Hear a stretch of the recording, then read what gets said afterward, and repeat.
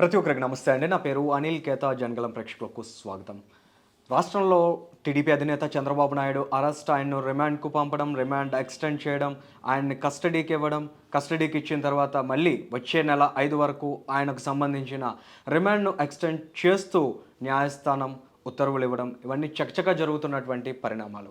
అయితే ప్రభుత్వం ఏదైతే స్కిల్ స్కామ్ పేరుతో చెబుతున్నటువంటి కేస్ ఉందో, ఇందులో వాస్తవికత ఎంతవరకు ఉంది అనే అంశాన్ని అర్థం చేసుకునే ప్రయత్నం చేస్తే సహజ న్యాయ సూత్రాలు ఈ కేసులో మిస్ అవుతున్నాయేమో అనే అభిప్రాయం కలుగుతోంది. విషయానికి వస్తే 2014లో చంద్రబాబు ముఖ్యమంత్రి అయ్యే నాటికి ఒక గ్లోబల్ ఇమేజ్ కలిగినటువంటి లీడర్ ఆయన. ఒక విజనరీ లీడర్గా హైదరాబాద్ని ఐటీ రంగంలో అగ్రగామిగా నిలబెట్టిన వ్యక్తిగా ఆయనకు ఒక ప్రత్యేకమైన స్థానం ఉంది. అటువంటి ఒక క్రెడిబిలిటీతో ఆంధ్రప్రదేశ్ రాష్ట్రానికి ముఖ్యమంత్రిగా, నూతనంగా ఆవిర్భవించిన రాష్ట్రానికి సారథిగా ఆయన ప్రయాణాన్ని ప్రారంభించారు. అటువంటి సంక్లిష్ట దశలో రాష్ట్ర పరిపాలన ప్రారంభించిన చంద్రబాబు 371 కోట్ల రూపాయలను సీమెన్స్ పేరుతో దోచుకున్నారు అనేది ప్రస్తుతం ఉన్నటువంటి అభియోగం. దానికి సంబంధించి న్యాయ ప్రక్రియ జరుగుతోంది. అయితే దీనికి సంబంధించి న్యాయస్థానాల్లో న్యాయమూర్తులు ఇచ్చేటువంటి తీర్పులు అవన్నీ కోర్టులు సమాజానికి పరిమితం. కానీ ఎప్పుడు ప్రజాక్షేత్రంలో ప్రజలు విశ్లేషించే న్యాయం ఒకటి ఉంటుంది, ప్రజలు అర్థం చేసుకునే ధర్మం ఒకటి ఉంటుంది.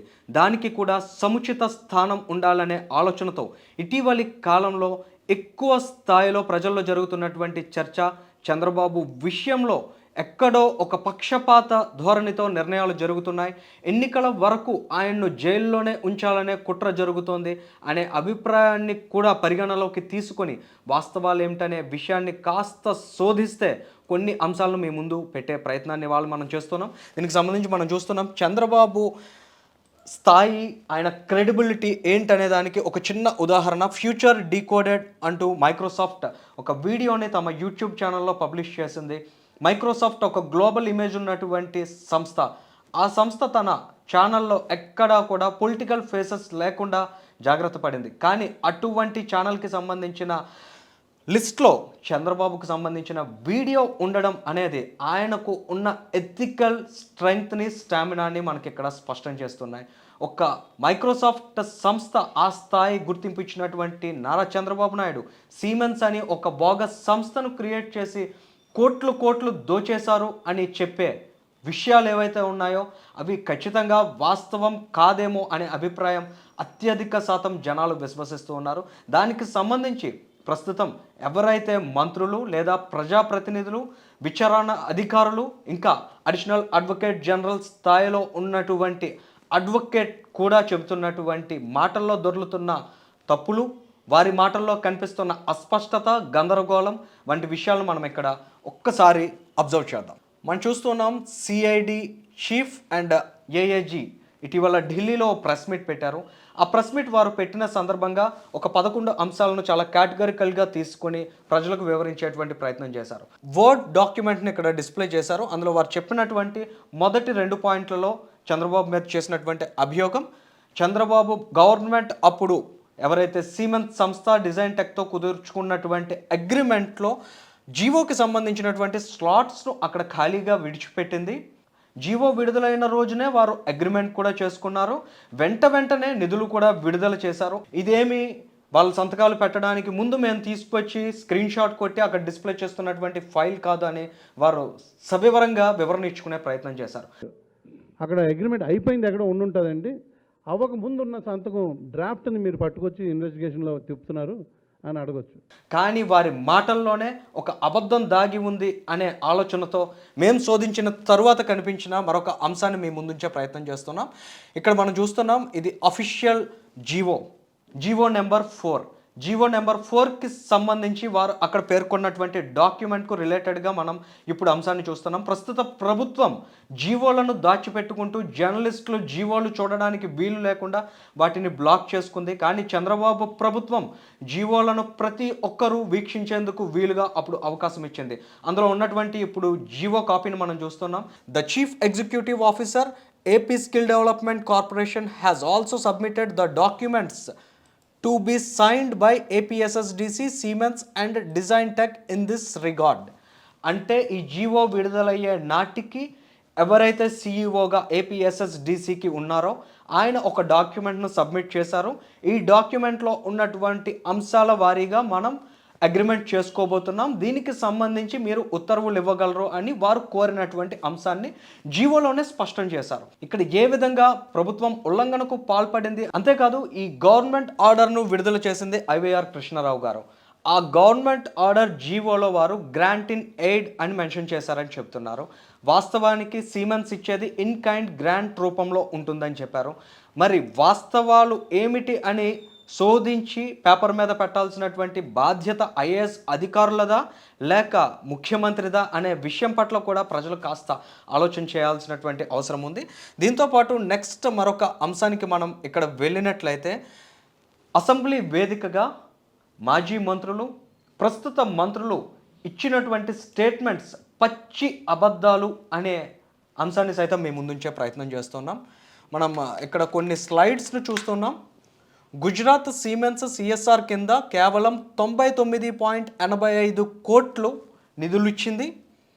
కేవలం 17.10 కోట్లు మాత్రమే అప్పటి ప్రభుత్వం భరించింది. మిగిలినటువంటి దాన్ని గుజరాత్ ప్రభుత్వానికి సిమెన్స్ సంస్థ భరించింది అనేది కురసాల కన్నబాబు గారు అసెంబ్లీ వేదికగా చెప్పినటువంటి మాటలు. రియాలిటీలోకి ఒకసారి మనం వెళ్ళినట్లయితే NarendraModi.in అని ఒక అఫీషియల్ వెబ్సైట్ ఉంది. అది పూర్తిగా నరేంద్ర మోడీ ప్రైమ్ మినిస్టర్ కాకముందు నుంచి ఆయనకు సంబంధించిన అప్డేట్స్ను డే టు డే మెయింటైన్ చేస్తున్నటువంటి వెబ్సైట్. ఆ వెబ్సైట్లో అవైలబుల్ ఉన్నటువంటి అంశాన్ని మనం ఇక్కడ గమనిస్తే వారి మధ్య జరిగినటువంటి ఎంఓయూలో అప్పటి ఇండస్ట్రీస్ మినిస్టర్ సౌరభ్ పాటేల్ మాట్లాడుతూ 489 కోట్ల రూపాయలకు సంబంధించి 5 సెంటర్ ఆఫ్ ఎక్సలెన్సెస్ను సమకూర్చుకునేందుకు ఒప్పందం జరిగింది.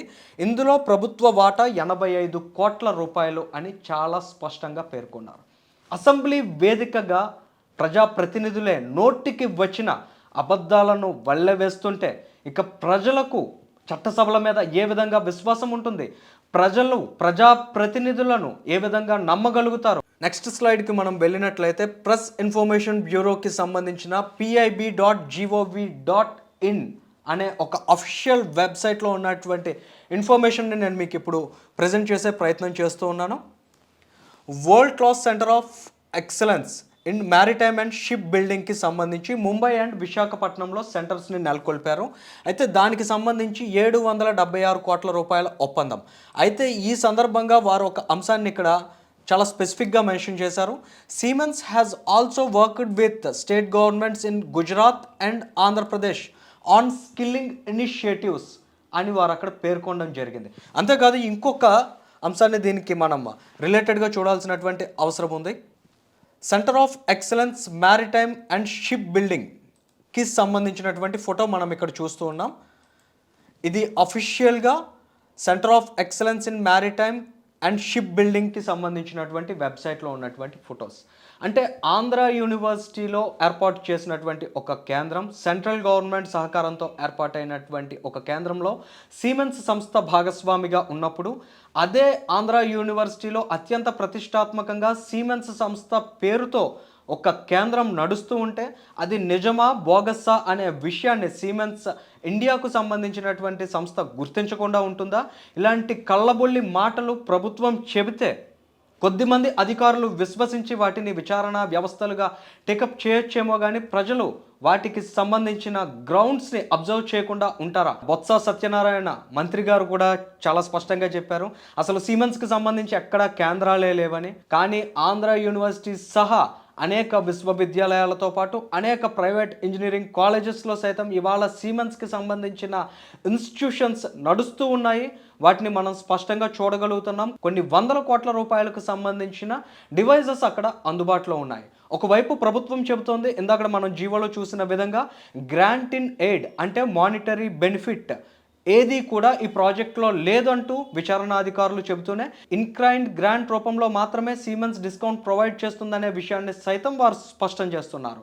అసలు మానిటరీ బెనిఫిట్ అనేది సిమెన్స్ నుంచి లేనప్పుడు ప్రభుత్వం విడుదల చేసింది కేవలం 371 కోట్లే అయినప్పుడు మరి మన కళ్ళ ముందు కొన్ని 100 కోట్ల రూపాయలతో ఎస్టాబ్లిష్ అయి ఉన్నటువంటి ఇన్స్టిట్యూషన్స్లో ఎక్కడి నుంచి డివైజెస్ వచ్చాయి?